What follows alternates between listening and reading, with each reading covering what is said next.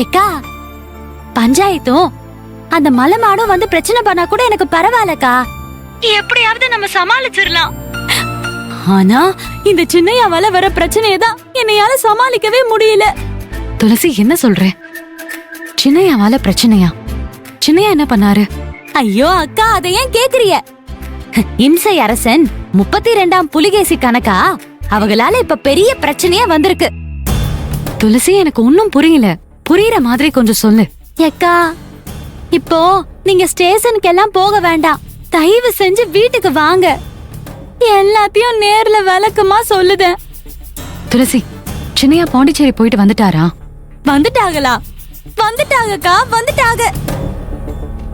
அங்க போயிட்டு சும்மா வராம ஒரு பெரிய பிரச்சனைய தூக்கி தோல் மேல போட்டுக்கிட்டு வந்திருக்காங்க.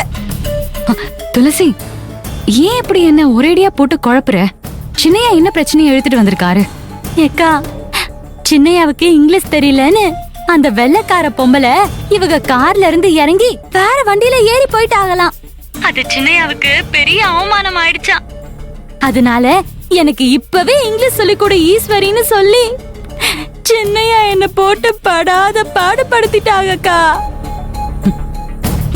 இப்ப பாருங்க, நீங்களே ஒரு நியாயத்தை சொல்லுங்க. எனக்கு என்ன பண்றதுனே தெரியல. ஐயோ, எனக்கே இங்கிலீஷ் தெரியாதுக்கா. நான் எப்படி சின்னையாவுக்கு இங்கிலீஷ் சொல்லி கொடுக்க முடியும்? துளசி, இதுக்காக தான் நீ புலம்பிட்டு இருக்கியா? என்னது புலம்புறேனா? சின்னையா என்ன இங்கிலீஷ் கத்துக்கொடுன்னு சொல்லி என்ன போட்டு உலுக்கல.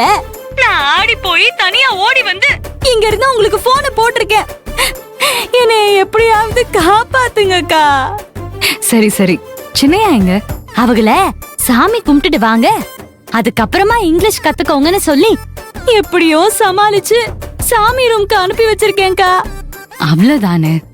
என்னக்கா அவ்வளவுதானே அசால்ட்டா சொல்றியே?